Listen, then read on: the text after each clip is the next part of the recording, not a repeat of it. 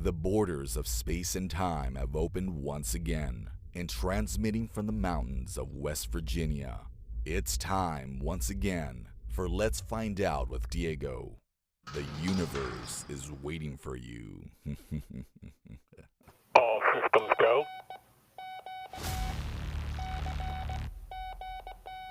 On this episode of Let's Find Out, our guest is no stranger to the captivating world of the supernatural. She's a paranormal investigator, researcher, author, and founder of Elk Valley Paranormal. She has authored 5 books and is a master storyteller that delves into the unknown and explores the fascinating realm of the paranormal. All this plus more. Please welcome back to Let's Find Out our very good friend, Cyn Shrader Hill. Cyn, my friend, thank you for being on today. I'm so happy to have you back on the show. I'm more happy to be here than you are to have me back. Oh my goodness, thank you for saying that. It's been a while, and it's been, gosh, these 6 months since we last spoke, and of course things have changed a lot for both of us. Right? And I know you're very busy, and I do follow you on your socials, and I like what you're doing. It's great, you know. It's you're out there doing what you normally do, what you love to do. That's what's important. I am. And the more I can talk about different things that have happened, the more fun I'm having. Yeah, you know, ultimately it is about having fun and getting the information out there, and also learning, because we're never stop learning about No, nobody here is an expert. I mean, if we say we are, we're fooling ourselves, because exactly. because the minute you think you figure something out, somebody changes the questions, right? Well, and they throw wrenches in there all the time. So, and I love being able to investigate with different people too. So you always find different ways to maybe use a piece of equipment or new questions to even ask. So, you get kind of bored with your own questions that, you know, is anyone here that can talk to me? Can you tell me your name? Well, I want to know some in-depth stuff. Let's do some bigger questions. So it's always Yeah, fun. yeah, and I think they're ready for it. And I believe what you're saying. I think they're kind of tired of the same questions themselves, like, oh, these guys again. Yeah. So and I know I'm poking fun, but we all do it. It's the way it goes. And so Mhm. let's talk about what recently. I was just on your Facebook page, and you gave a presentation over at the Night House, and I Mhm. really don't know much about that location. And I know that they also do tours there, I believe. But Right. can you give us a little bit of information what that house is about? What's going on there? Sure. So my friend Eric Freeman Sims and his husband Roger bought this haunted location in Hopkinsville, Kentucky, and it's the Night House. And they've got their website up. They have history tours. They have paranormal tours where you can come in as a novice and do public hunts with us, or he also has other investigators he's going to have. I've gotten to do 2 with him, so I'm sure he's bringing in somebody else too. And those were fun. And he does the history tours, I think, normally during the day, and you can just call or message him, and he'll meet you there. So it's just really cool. He's had some groups from the Visit Hopkinsville that have sent a bunch of people in, so they toured and then sent the bus, over. So it's been kind of cool for him, and things are waking up around there. He's caught several things on video. Um, I actually had a door open on me there. That's the one thing that's happened to me, because I'm always wanting to experience something. And my husband goes with me, and we even sleep in the master bedroom, which they caught a lot of voices, a lot of noises on their cams, but nothing has happened to me there in that room. I went to the bathroom that adjoins it, and there's 2 doors that you have to lock. There's one from the foyer and then one from the master bedroom. So the foyer has a hook, so it won't open. And the master bedroom has a push lock. So I did my push lock and turned around, and it wasn't 5 seconds that door opened. So that was interesting to me. And it didn't scare me, but I was ready for something to happen to me there. And that was cool. We've seen a couple of shadows. There's a mist that a couple of the people in my group caught on their phones. So it's just interesting. It's the place was built, I believe, in 1815, and it's been through so many different add-ons. They went from one style to another, and then after all this time, there are, looking from the road, it looks like 2 stories and a basement. It's actually 5 levels.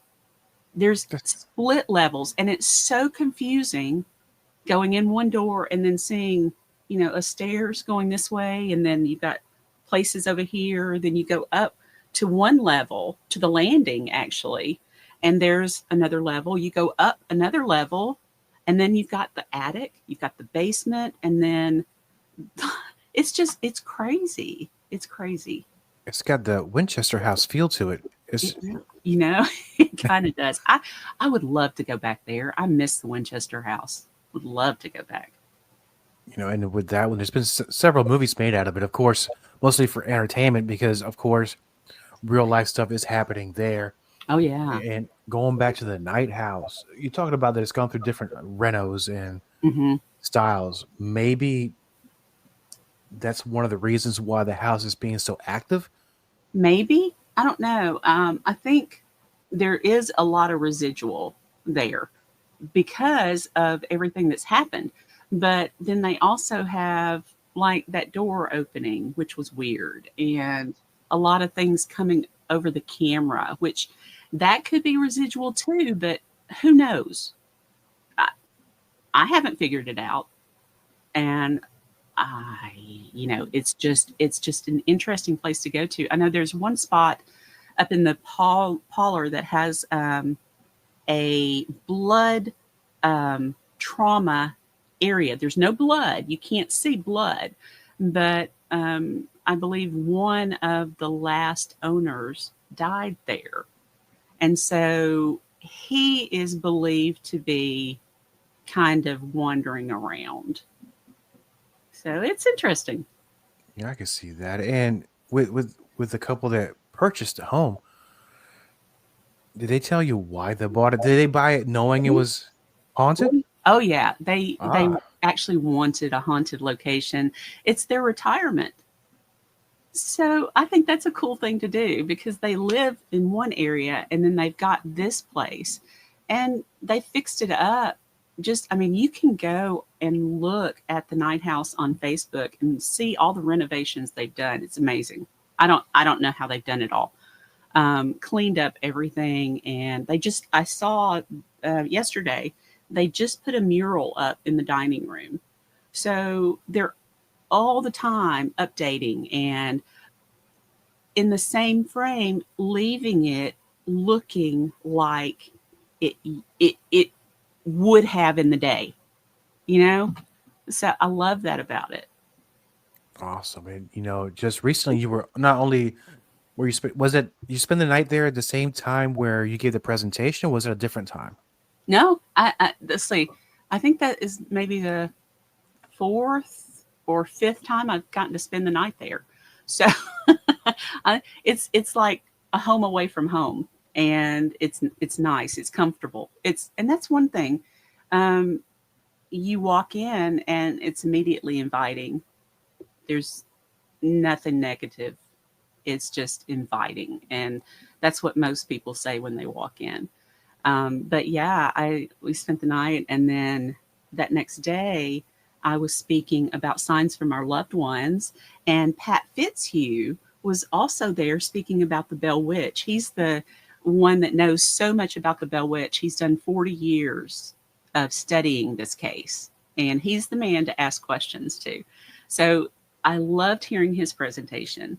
And then we got to do a little book signing for anyone that wanted that. And then once that was over, that was 12 until 3. And then we had the public hunt, the spring hunt, that evening. So that was cool. It sounds pretty cool. I think I'm gonna have to make myself go and take a trip. You know, it's been Right? so long since I've gone anywhere. I think that'd be the perfect location to start. That would be And cool. while you were there giving your presentation, you talking about contactees from past relatives Hmm. or loved ones.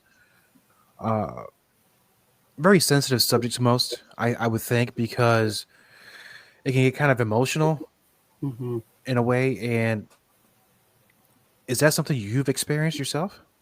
Yeah, I normally write scary stories, and talking about my investigations, others' investigations that I've gone with, or my friends that have come back and told me things that have happened that are reliable. And so I was used to that, the spooky side of it. And after I wrote my third book, God kind of put it in my lap. I needed to write a book on signs, and I didn't have enough for a book. And I had a story where my mother fell, hit her head. She knew she was dying. She heard awful sound when her head hit the pavement, and she broke her wrist at the time, but she heard the head hit, and in her mind, that was it. She wasn't going to make it out of this fall. And she looked up, and my grandmother, who had passed in 2002, was standing there shaking her head at her. And mom told me this about 3 days later. And I said, "You saw Nanny?" And she said, "Yep, mother was there." I said, what does she look like?" She said she looked like mother, just what we remember her as. I said, "What was she dressed in?" She said, "All white, like this white gown." I said, "Kind of like angelish?" And she said, "Yeah." And I said, "What did she do, Mom?" And she said, "All she did was look at me and shake her head. And I knew she meant it wasn't my time." So I had that story. I had a story where my cat actually visited me as he passed. And right after that happened, Mom called and said, "Cindy, I'm sorry, but I'm pretty sure Whiskers is downstairs dead." And he was, but he had visited me. So I had those two. And Mom has heard my dad taking a shower. She's heard him walking. She's heard my grandmother, Nanny, walking in the kitchen. But that's all I had. And so I reached out on Facebook for any kind of stories of loved ones coming back, even deathbed conversations. When you walk into a room and somebody's speaking to someone in the corner that nobody can see but them. And it can be somebody that's passed, maybe their mother and father. And this could be a 90-year-old person that you walked into the room. So, who are we to say that somebody's not there in the room with them? Because people are adamant when they say, "No, my mother was in the room with me. I saw her." And, things like that. Pets coming back. Uh, Signs like cardinals, pennies, feathers, uh, smelling cologne, smelling cigarette smoke, smelling a favorite cigar or pipe tobacco that somebody had, and even near death experiences. So, all of that, I was getting all kinds of stories, and the book pretty much wrote itself. So, I was writing that in 2020, and then COVID hit, and everything just stopped. Yeah. So I didn't write the next year. And then I started back in 2022, and I was training my nephew Wyatt to be the videographer for Elk Valley Paranormal. And so he'd been going on different investigations with us and learning what to do, what to ask, how to use the equipment, just different things. And I had started back writing the book, and we lost him the next month. So we just had his anniversary April the 6th, and that was his third year that he's been away from us. And He was my mini me.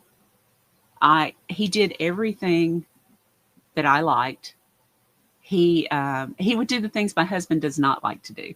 So he would go to murder mysteries with me and go ghost hunting and, just different things, go to all the author signings and take pictures. He was just my buddy. And he was the only nephew. He was the only grandson.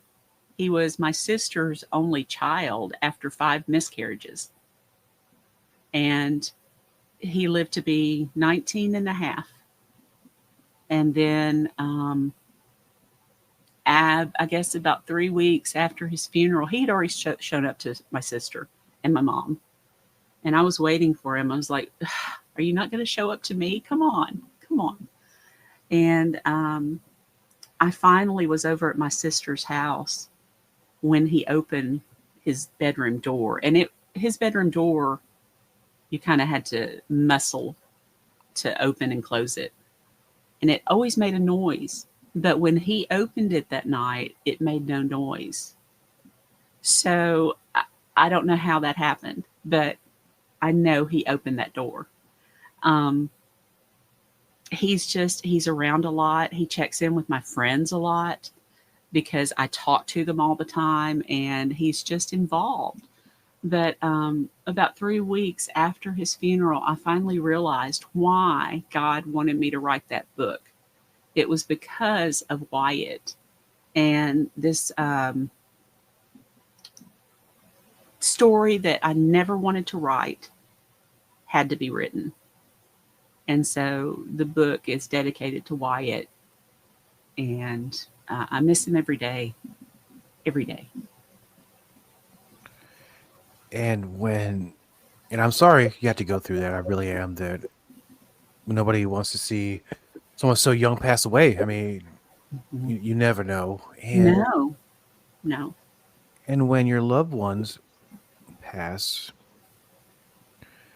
and they stick around and maybe look after you, give you messages or anything like that, is it that they're not ready to go? Cross over, or are they waiting for somebody to then go with them? If that makes any sense? I'm not really sure how to word it correctly. I think it can be lots of different reasons. I think they can check in when they get a second, or it's not necessarily when you really want them to check in, but it's a lot of times when you need them to check in. And you hear that special song on the radio, or a book flies open and there's a picture of them that somebody had used for a bookmark or something. And, just out of the blue, things like that have happened.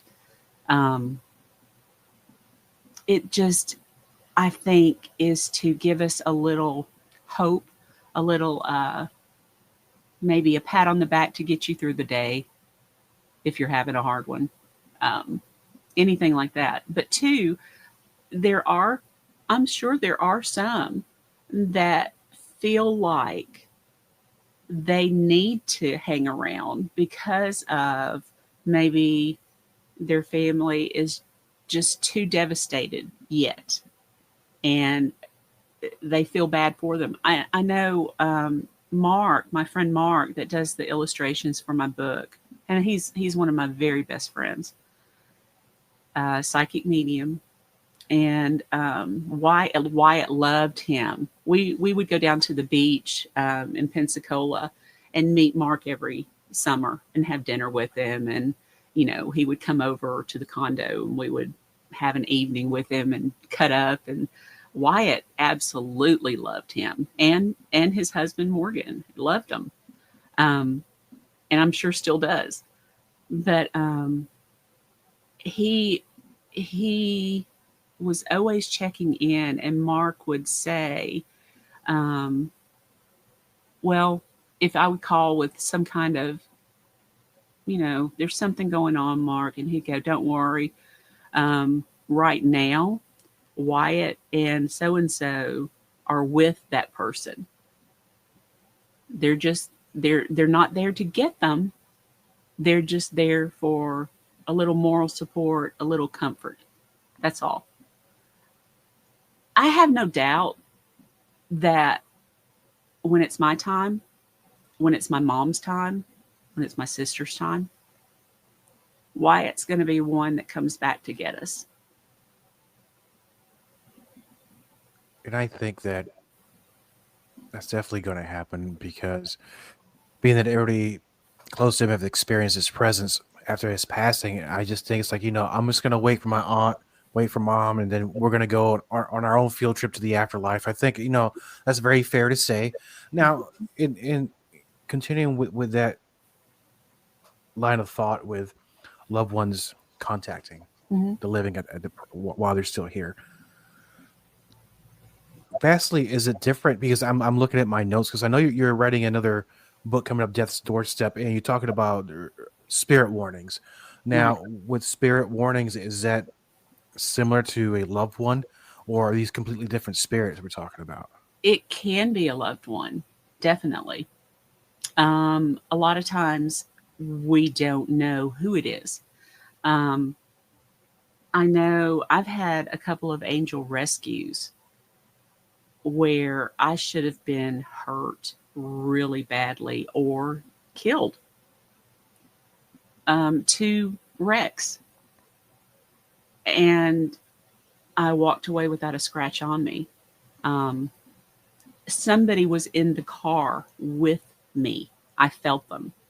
I don't know who it was, but one was back, goodness, maybe 30 years ago. And so all of my family, all of my immediate family, were all still here. So it was somebody outside the family. I don't know. Maybe I was praying because as I was going into this wreck, I knew it was going to be bad. And I immediately started praying, help me, God. Help me, Lord. Help me, Lord. Help me, Lord. And that didn't stop until my vehicle stopped. And then it was, thank you, Lord. Yeah. I mean, I was like this, but it was like, thank you, Lord. Because what happened on the first one, I was behind or right next to a trailer truck. And I was in cruise control going north on I-65. The bottom dropped out of nowhere. And my car lifted up going toward the 18-wheeler and then away from it into the median, dropped down, went all the way to the other side where I could see the southbound lane's people's eyes open like, oh God, there's nothing we can do. I all I could do was hold on to the wheel and pray. And from going all the way across, somehow it came back, did a couple of 360s, went backwards toward a drop off, and I stopped about 15 feet from that drop off. Not a scratch on me, not a scratch on my car. And somebody was in there.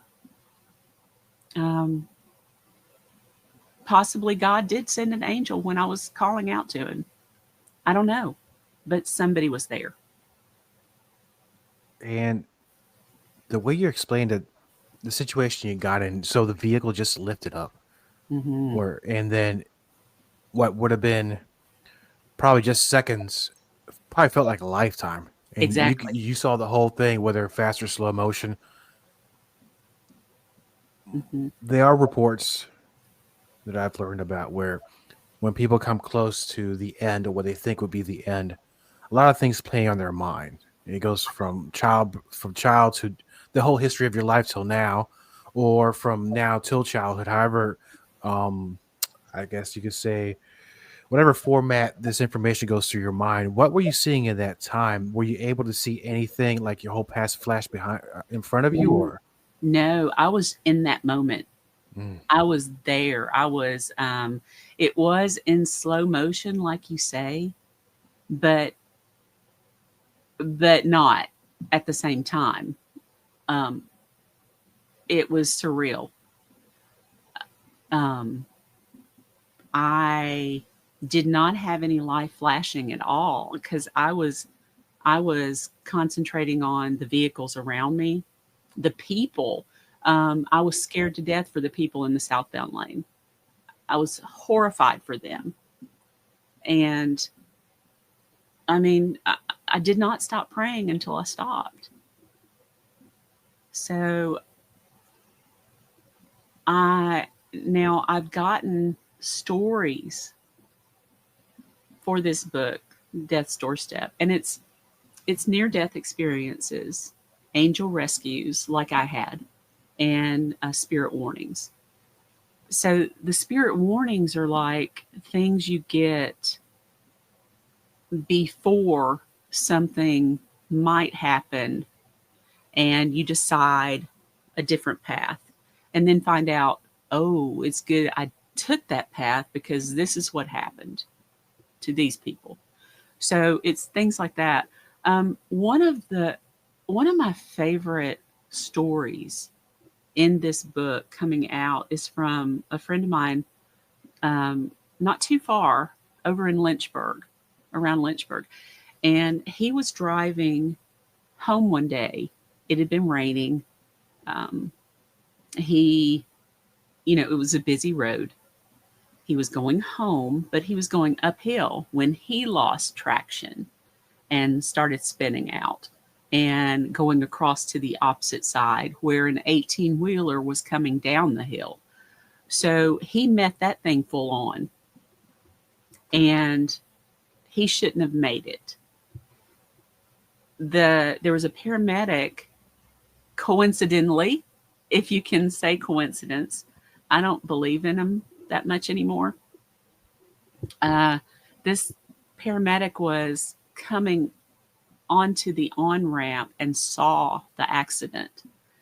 So when he got out of his vehicle, he was walking toward Chris.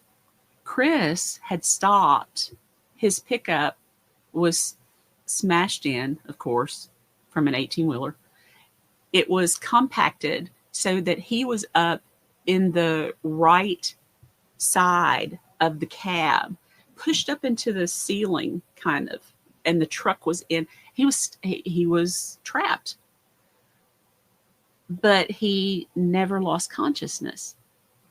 And he knew he was in bad shape, but he didn't know how bad.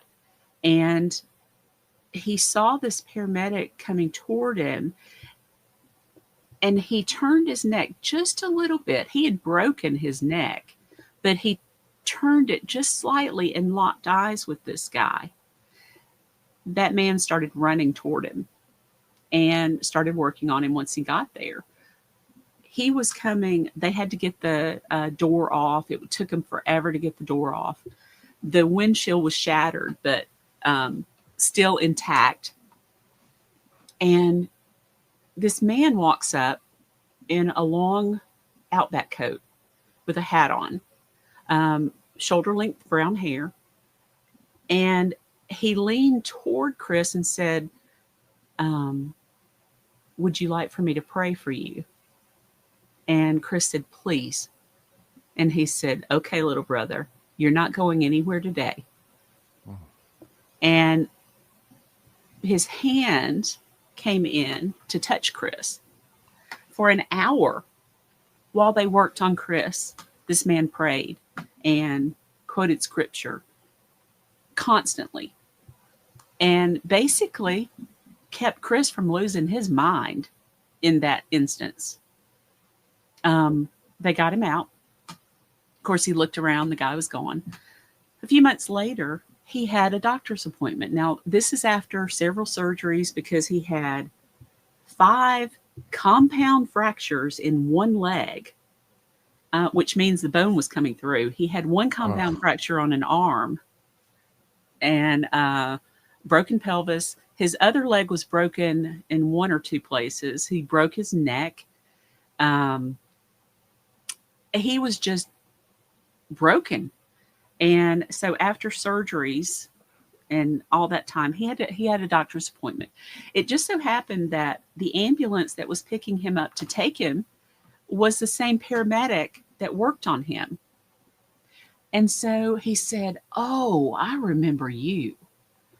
And the guy said, "I remember you. I thought you were dead until you looked at me."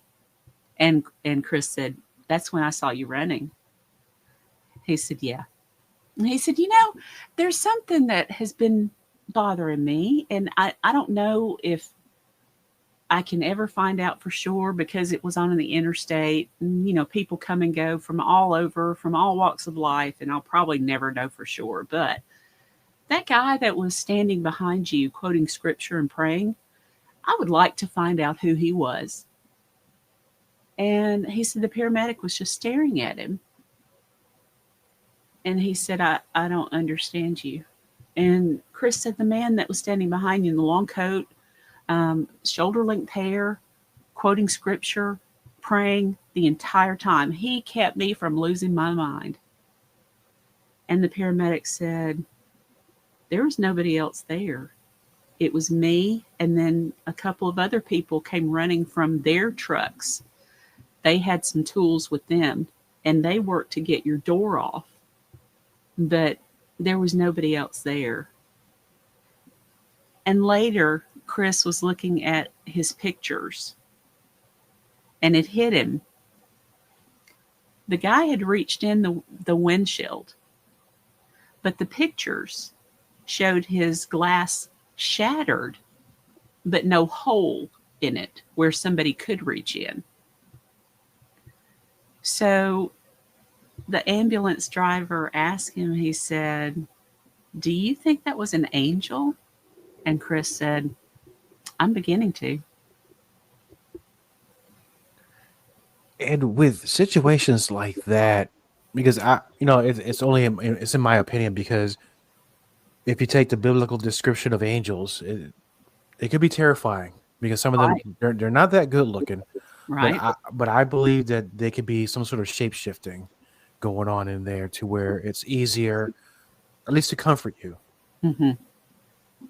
Is it normal for, let's say, individuals who have suffered some sort of accident or they're near death to remember how these beings look like? Yeah. I mean, he explained this guy down to the last detail. And he said, "Cyn, he was as solid as you and me. He was solid, and nobody else saw him." So Ooh, it's just amazing how, what a powerful story. I'm sorry, but yeah, yeah. yes. But they show up in all shapes, sizes, even animals. They show up as animals. I had a friend that got lost in the woods and was helping a group of kids get out of the woods, and a black dog showed up. And it was at night, in the forest, and he sees this black dog and starts following him. The dog leads him out to the campground where he had been trying to find for the last couple of hours. And then the dog was gone. When he got back to camp, they asked him what had taken so long. He said, "Well, we got lost." He said, "But I followed that black dog, and someone stopped him and said, 'You saw it?'" And he said, "Well, why'd you say it like that?" And they said, "You don't know the story?" And he said, "I don't know what you're talking about." And they said, "Years ago, this campground was acres and acres of a man's property. He was blind, and he had a seeing eye dog, a black German shepherd. To this day, if you're lost in the woods, he'll show up and help people get out of it." Amazing. That is amazing, and he's still on his mission to lead people out of the woods or help them. No, that's a very beautiful story because I'm a big I love animal it. person and, dog person, cat. But, Mhm. going back to something you said earlier during the interview, talking about sometimes your pets do come back or pay a visit. I've had that experience myself just about a year and a half ago when I had to take my dog to the vet. And, of course, I had to make the unfortunate decision of putting her to sleep. It never gets easy. No, It's always very emotional, but every once in a while, and she was a white dog, a hound, and sometimes I'll see her jump on my bed and oh, say hi a little bit and disappear. But the reason I said, well, I'm not imagining because it's the white dog, and you yeah. could feel them as if we're really there in flesh and blood. And I'm Mhm. thankful that every once in a while she stops by and says hi to me. Absolutely. It's very nice. And with how close are you now to finishing your latest book? It's very close. I have one more story to edit, and I've already got the artwork for it. Um, it's my favorite cover so far that Mark has done. It's a little different from the other ones, and it's my favorite. I love it. Um, I'm expecting it to be finished in the next 3 weeks, so that's awesome. And then I can work on the signs book, because what happened was I was doing that sequel to the signs book, and it had all the near death experiences in it as well. But I was getting so many near death experiences this time, I thought I would break it up. So the signs book is coming out. That's going to be the feathers and cardinals and cologne smells and deathbed conversations, visions and dreams, even seeing your loved one pop in, things like that. So that one will be next. And I've got all the stories for it. I've just got to edit it and it will be done. So that's a good thing. Oh, no, it is. It's amazing. And as I said earlier, I've been watching you. Watching you sounds like a troll. No, let me take that back. I've been following you on your socials, and I've been seeing a lot what you've been doing. Um, Between the signings and the writing the books and the presentations. Now we come to the part where Elk Valley Paranormal, you still doing your investigations, correct? Right, right. I don't know Not how so you find the much, time. not so much Elk Valley right now, because when Wyatt died, it kind of took the joy out of that for me, because I was training him for that group. So we still do have a group, and I've gotten some new members from it, but we just haven't gotten to do so much. I've been going to actually get myself back into it. After Wyatt died, I had to start going to a few public hunts and going with friends to different things to ghost hunt and get back in it like that. So, Elk Valley Paranormal, it's still around, and we're working on getting a few things together, but it just hasn't happened yet, but it will. Right. And we're talking about the public hunts that you were going in. Where have you been? Let's see, Brushy Mountain. We went to, and that was actually the group that I usually go with. So not a public one. But the last public one I went to was over in Pulaski last month at Antoinette Hall, which is an old opera house. So Regina, my friend, and Lee were actually putting this on. Lee didn't get to come. He didn't feel good, but I got to meet up with Regina again. So that was fun. And it was a cool place. It was, I mean, I can see where going into this opera house back in the day would have been amazing. That place would have been drop dead gorgeous, just beautiful. And the thing is, the previous owners to the place didn't even know it was up there. They never went upstairs to the business that they owned to see what was in the attic part. Well, that's where this old opera house was. And Oh man, it's just elaborate, even though it's unfortunately past its prime, needs a lot of work and renovation, but the fact that it was there that whole time and could have been seen is amazing to me. I don't understand how somebody had it for so many years and never even looked to see what was in the attic. Maybe they weren't brave enough to go in the attic. Sometimes people get creeped out by attics. And And yeah, it was a you had to go outside of the location, go up the stairs to an outside door to get into it. So maybe, they were just thinking, it's just a storage area or whatever. But I would have been a little bit curious to go see what was up there. I mean, there I was, would have been too. Yeah, of course. yeah, yeah. There was an old lawyer's office in there, an old, I think, dentist office on one side. But going through the straight hallway, it opens up into this it's a massive opera house. And it just got lost in time. It seems like. Yeah, yeah. It's incredible to me how that can And, happen. and during the time that you were there, did you get to communicate with anything, capture anything go on that day or night? Nothing distinctive. We heard a few rustlings away from us when we were sitting, trying to hear some. My friend Daniel went with me, and Daniel Cahoon.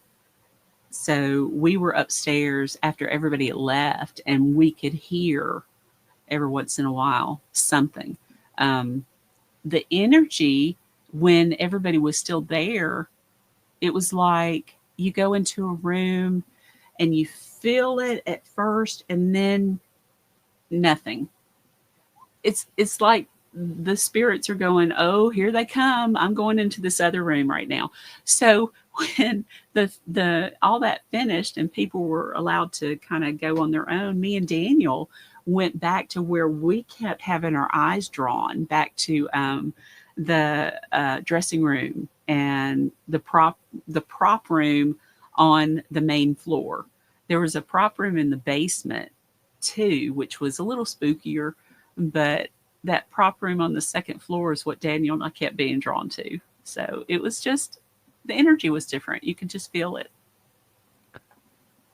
And that location is just open to the public, or is one of those is you have to really know the owners to actually get in there? You have to know the owners. They do rent it out to paranormal teams. I had never been able to go because of different times, and this happened to be a time I could go, and I was so excited. And my friend Regina was going to be there, so it was just a win-win situation for me, and it was a fun night. And did it have the same vibes as the night house inviting? Was it it was a little more off-putting, do you think? Or It was a little more, I don't want to say stilted, like they were looking down on us, but it was more like they were, the ones at the opera house were just more standoffish. It wasn't as walking into the night house. You just feel at ease instantly. It's just a nice house that you're walking in. The opera house, I felt staring. I felt being watched. So there was that kind of tension kind of in the air. and do you think you'd be going back? If Regina does another one, Mm-hmm. maybe I just might have to. That'd be great, because when I bring you back later this year, we're going to talk all about your experience at that opera house, of course. Now that you're coming close to releasing the book, are you going to be doing any events for this year? More presentations, more book signings? Yes. As soon as I get this book done, I'll have a local book signing at the bookstore here. And then I'll be let's see, in September, I will be, and I found it while we were talking. It's the Creep Show 2025. It's Saturday, September the 20th at Greenwood Happy Haunts. And it's with the middle-aged and creeped out podcast guys. So I get to speak with Austin Lawrence, who is also a buddy of mine, an author, a documentarian. He's working on films right now. He's amazing, simply amazing. So he's speaking, and I get to speak. So I'm excited I fangirl when I meet these podcasters. Like if I met you, I'd be fangirling, going, "Oh my gosh! Oh my I goodness! see you in person! Oh my gosh!" It would be the other way around here too. No! So we fans of each other, because I do the same thing when I go to some of these events and network. I was like, "Oh, I listened to your show. Or, oh, I read your books." You're kind of like, "Okay, let's be professional." No, I just go, "Whoa, I'm just so excited, so excited." I don't care if it's professional or not. That's okay. I do the same thing. I tell myself, just calm down. I was like, no, I love you. Will you be on my podcast? They're like, yeah. No, but it's a lot of fun. That's what we do. We network. We get to learn about each other's stories and experiences, and we get to share those also, not only on the podcast, but in your books as well. And now that, we're halfway through the year already. I know you've been very, very busy. For the listeners of Let's Find Out that they want to learn more about you, your books, your experiences, and if they have their own experiences that they want to let you know about, how can they contact you?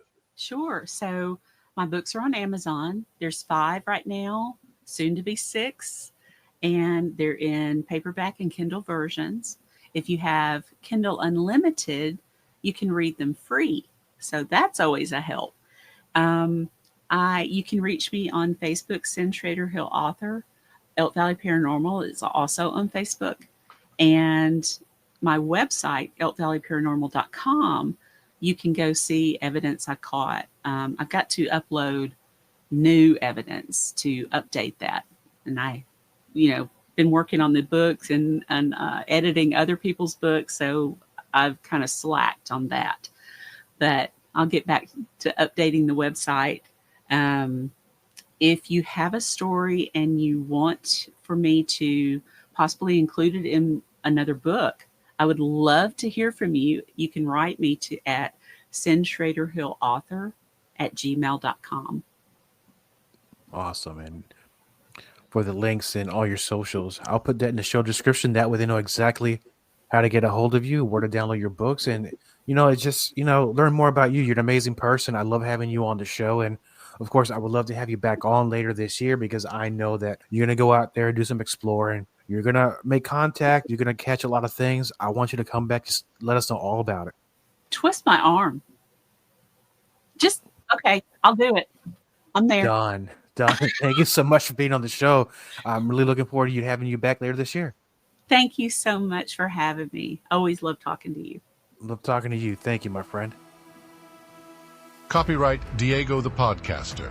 All content for Let's Find Out is the property of Diego the Podcaster and is served directly from our servers with no modification, redirects, or rehosting. All celebrity impersonators are paid performers. The impersonated celebrities do not endorse or promote any views or opinions expressed by our guests, Diego the Podcaster, or Let's Find Out. The information shared on Let's Find Out with Diego is provided on an as-is basis, with no guarantees of completeness, accuracy, usefulness, or timeliness.